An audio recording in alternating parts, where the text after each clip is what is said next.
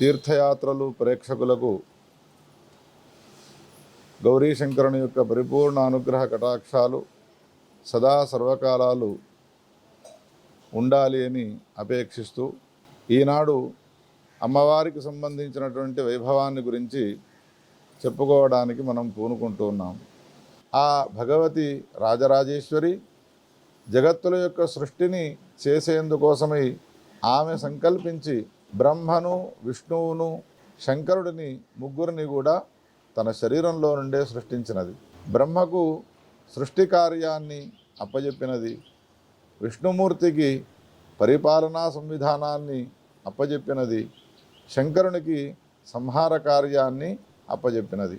అమ్మవారి చేత ఈ మూడు కార్యాలను ఆదేశంగా పొందినటువంటి బ్రహ్మ విష్ణు మహేశ్వరులు అనంతకోటి బ్రహ్మాండాలలో రకరకాలైనటువంటి జీవరాశుల యొక్క సృష్టిని చేస్తూ ఉన్నారు. ఒకసారి మనం బ్రహ్మ విష్ణు మహేశ్వరుల సమీపానికి వెళ్ళి అడుగుదాము, చిత్ర విచిత్రమైనటువంటి 86 లక్షల జీవరాశుల యొక్క సృష్టిని మీరు ఎట్లా చేస్తూ ఉన్నారు బ్రహ్మ? మీరు ఎట్లా చేస్తున్నారు పరిపాలన విష్ణుమూర్తి? మీరు ఎట్లా చేస్తూ ఉన్నారు ఈ సంహార కార్యాన్ని శంకర అని మనం ప్రశ్న వేస్తే ఆ బ్రహ్మ విష్ణు మహేశ్వరులు ఒకటే ఒక సమాధానాన్ని చెప్తారు. సృష్టి స్థితి సంహార కార్యాలకు మూలమైనటువంటి కారణము ఏది అనంటే అమ్మవారికి సంబంధించినటువంటి చరణధూళియే అని అంటారు. ఆ విషయాన్నే జగద్గురు శంకరాచార్యుల వారు సౌందర్య లహరి అనే పేరు గల స్తోత్రంలో 2వ శ్లోకంలో చెప్పినారు. తనీయాం సంపాంసుం తవ చరణ పంకేరుహభవం విరించి సంచిన్వన్ విరచయతి లోకాన వికలం వహత్యేనం శౌరి కథమపి సహస్రేణ శిరసాం హరస్సంక్షుధ్యైనం భజతి భసితోద్ధూలన విధిం. బ్రహ్మదేవుడు సృష్టి కార్యము నిర్విఘ్నంగా కొనసాగడానికి అమ్మవారి యొక్క చరణధూళిని ఆశ్రయించినాడు. విష్ణుమూర్తి పరిపాలనా సంవిధానం కొనసాగించడానికి అమ్మవారి యొక్క చరణధూళిని ఆశ్రయించినాడు. శంకరుడు సంహార కార్యము నిర్విఘ్నంగా కొనసాగేందుకోసమై అమ్మవారి యొక్క చరణధూళిని ఆశ్రయించినాడు అని జగద్గురు శంకరాచార్యుల వారు సౌందర్య లహరి స్తోత్రంలో చెప్పినారు. సృష్టి స్థితి సంహారకర్తలైనటువంటి బ్రహ్మ విష్ణు మహేశ్వరులే సృష్టి స్థితి సంహారాలను నిర్వహించాలి అంటే ఆమెను ఆశ్రయించి ఆమె చరణధూళిని తన శిరస్సున ధరించి ఆ కార్యాలను నిర్వహించినారు అని అన్న తర్వాత మానవ జన్మ ఎత్తినటువంటి మనము ఏ కార్యాన్ని తలపెట్టినా ఆ కార్యాలన్నీ కూడా నిర్విఘ్నంగా జరగాలి అంటే ఆమెను ఆశ్రయించగా, ఆమె చరణాలను ఆశ్రయించగా, ఆమెకు సంబంధించిన చరణధూళిని మనం శిరస్సున ధరించగా మన కార్యాలను గట్టెక్కించగలుగుతామా శ్రోతలారా? అందుకని మనకు ఏ కార్యము నిర్విఘ్నంగా జరగాలి అన్నా, మన సంకల్పించినటువంటి కార్యాలన్నీ కూడా సఫలం కావాలి అన్నా ఆశ్రయించవలసింది ఎవరిని అనంటే అమ్మవారిని ఆశ్రయించాలి.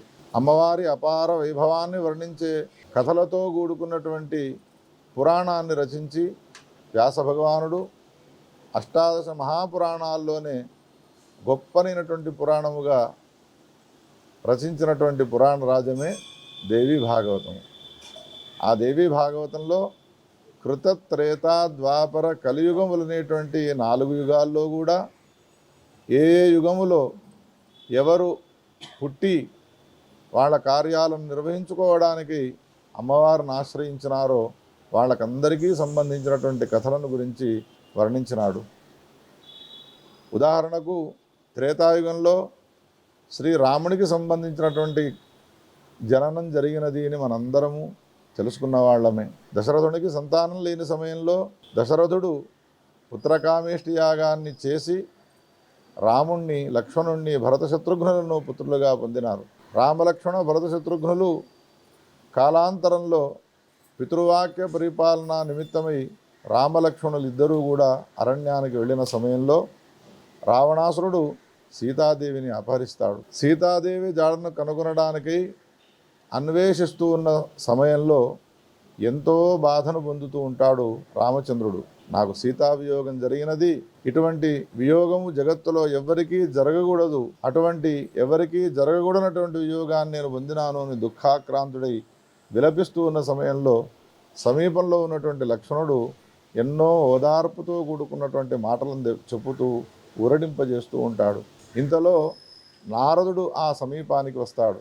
రామా, నీ బాధకు కారణం ఏమిటి అని ప్రశ్న వేస్తే జరిగిన వృత్తాంతాన్ని చెప్పినాడు. పితృవాక్య పరిపాలనా నిమిత్తమై అరణ్యానికి వచ్చినాను.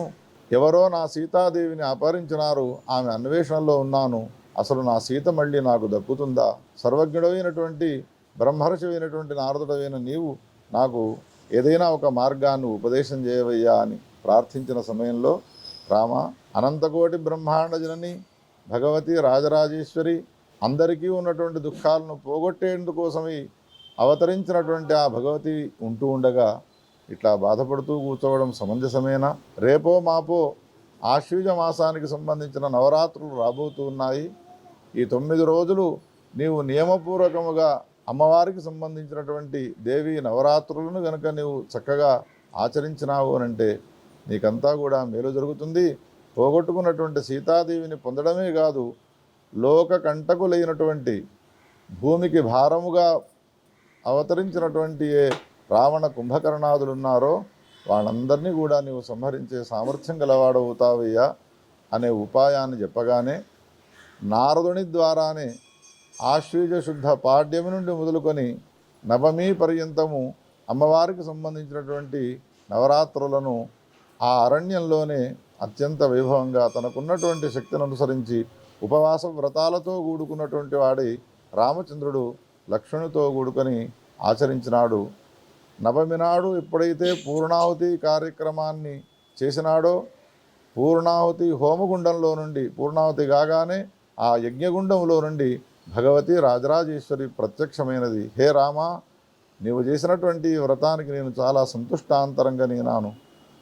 పోగొట్టుకున్న సీతాదేవిని పొందడమే కాదు, లోక కంటకు లేనటువంటి భూమికి భారంగా మారినటువంటి ఏ అసురులు ఉన్నారో వాళ్ళందరి యొక్క సంహారం చేసి భూమి యొక్క భారాన్ని నీవు తీరుస్తావయ్యా అని ఎప్పుడైతే ఈ వరాలను అనుగ్రహించి అంతర్ధానమైపోయినదో, అసుర సంహారమై సీతాదేవి తన సమీపానికి వచ్చినంతగా సంతోషాన్ని పొంది అక్కడి నుండి ఈ యుద్ధానికి బయలుదేరినాడు. విజయదశమి నాడు మహాభయంకరమైనటువంటి యుద్ధం జరిగినది.